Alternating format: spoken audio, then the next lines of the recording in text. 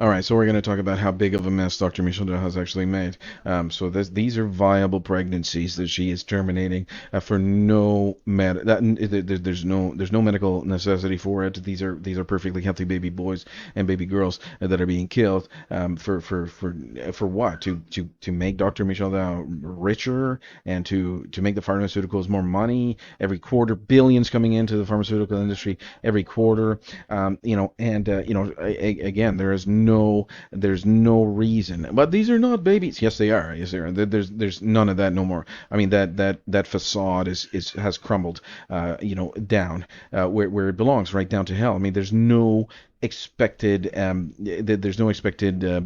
deception anymore. You cannot just expect this deception to continue anymore. I mean, the deception, it's just non-existent. So now we know that these babies are being killed. So how big of a mess Dr. Michel Dell has made, right?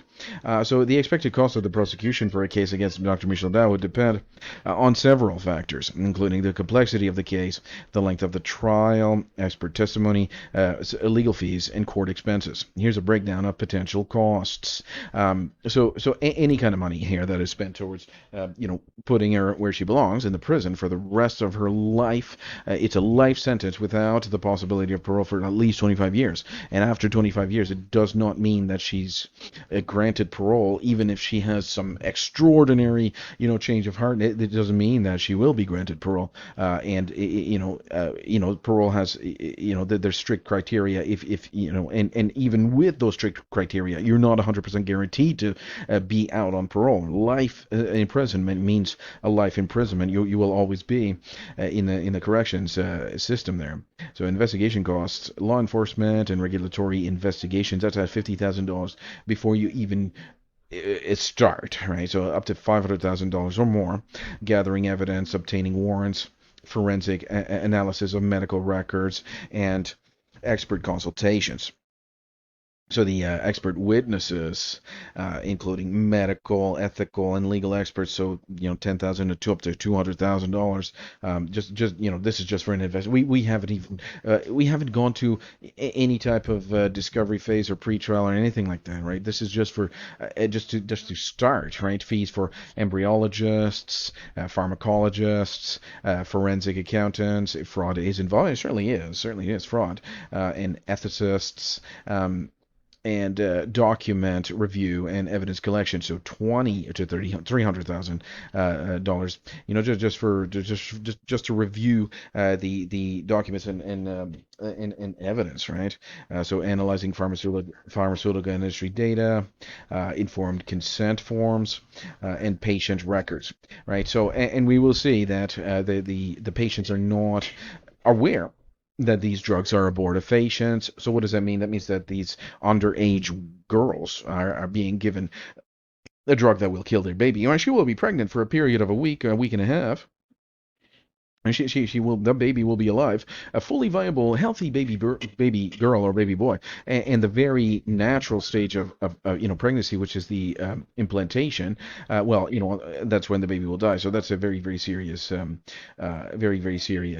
crime. It's a crime. It's absolutely a crime. So the pre-trial costs, a grand jury or a preliminary hearing. I know what you say. We're in Canada. There's no grand jury. Well, maybe there will be. That's certainly a very important step here in the judicial process. A grand jury is if you know anything about the American legal system, a grand jury will be used to indict people like Dr. Dow. Well, people that are less guilty than Dr. Dow. Dr. Dow is a it's mind-blowingly evil. I mean, I cannot even put this to you in words. I cannot explain how evil she is. She killed so many people, like beautiful small boys and small girls that had so much potential, it's just really sad. So the legal sorry the grand jury or a type of preliminary hearing, that would be 50,000, 150,000, at the least. Legal research and case preparation would be up to $500,000. Prosecutors, legal teams, expert consultation and drafting legal arguments, right? And this is very, very important. These, the preparation for a prosecution like this. I mean, this is going to take a lot of case preparation is extremely, extremely important. So it could go up to $500,000 to prepare a case just to clean up her mess. Are you kidding me? I mean, this lady is really a drain on our society, and she has to go. She has to go, and it's a where does she where does she belong in the prison for the period of life without the possibility of parole for at least 25 years, right? Served concurrently, but how many victims? Like there's hundreds and hundreds, even thousands of victims, right? Innocent small boys and small girls, right? And each of those, we are not devaluing, those lives, but you cannot, for the purpose of sentencing, you cannot, you cannot. We are not even considering the value of those lives. That is not something that we are considering, although they are the value of those lives are, inestimable, but we are not actually considering that. We're just imposing a limit on the state's power at sentencing, which that's the reason why it cannot be a consecutive, term. And we've seen that in cases like Justin Bork or Soretsky, where these 75-year parole ineligibility periods were just unduly long or harsh. It was just cruel, and it was unduly long or harsh. So these this it has to be it cannot be a consecutive you cannot tack on the 25 plus 25 plus. It would be in excess of 1,000 years, right? So and that's a very, very important case to point to remember. It would be in excess of 1,000 years. So the correct sentence would be a life imprisonment with a 25-year parole ineligibility period for each victim to be served concurrently, and that's very, very important to remember here.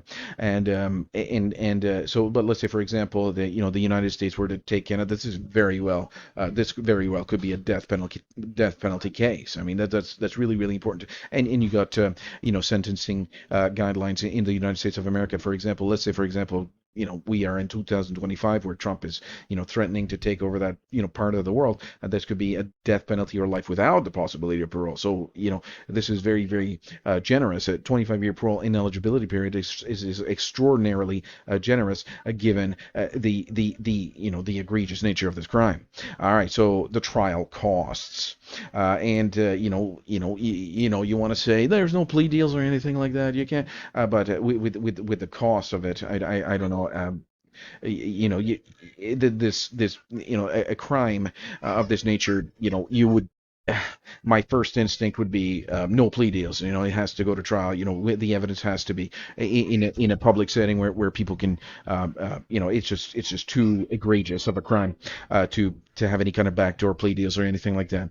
I cannot for a minute expect that some sort of plea deal would be it would not. Well, I don't know. According to that point, I defer to some sort of you know other learned gentleman to make that call. But anyways, the trial. Let's say, for example, the case will go to trial. Let's say, for example, it will go to trial. So the prosecution legal team, at least $500,000 or up to $3 million plus salaries for government attorneys, private consultants, and support staff.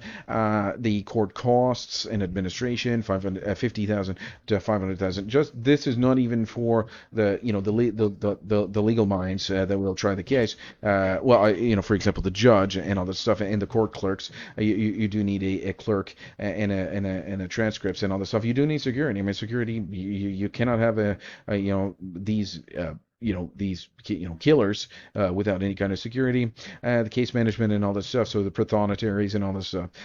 So witness and expert testimony, for example, $100,000 to $1 million or more, travel accommodations and time for expert witnesses and key testimonies. Jury, I do not believe that a jury would be used in such a case. I think it would be a judge-only trial, because the jury would, be, let's say, for example, it would be a panel of 12, feminists or something like that. They would just find her not guilty. They wouldn't care about the merits of the case or the evidence at all. They just find her not guilty because they are feminists or something. I do not believe that a jury. I don't know. Again, that is just not something that I could comment on at this point. I mean, there's no case yet. There's not even any charges or any kind of indictment laid, at this point. Just talking about what it could be.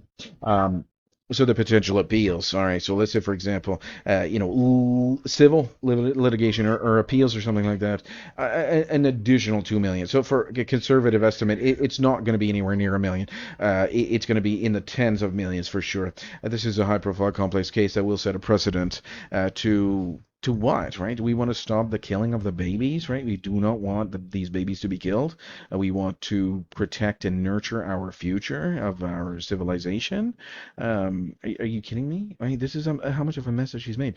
Plus, plus, housing her in the Department of Corrections for a period of life without the possibility of parole. And then there's a parole board, the cost for the parole board after 25 years. If I were on the parole board, I certainly would not grant her application. That's just but I'm biased, so I wouldn't be, a good candidate for, somebody that would be on the parole board. But how many times is she going to apply for parole before she's let out? Well, probably until she dies in the walls of the federal penitentiary, which is where she belongs. This kind of evil person deserves to be locked up, and when that door clicks, that is the last time she sees the light of day ever, right? Ever. And she deserves to die inside the walls of that penitentiary. And I'm not even. I'm saying that as her. We share the same grandmother.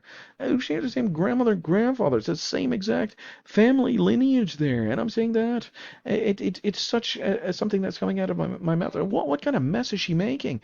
Well, she already has made, right? So this is a past tense here, has made the mess that she has already made. So this will be just to clean it up, just to begin cleaning up the mess that she has made. How awful what she's doing, and she's probably gonna just right now she's probably getting up to go to work and to kill more babies right now, right? Literally at this time as I'm talking, she's probably getting up from her comfortable bed in her brick mansion.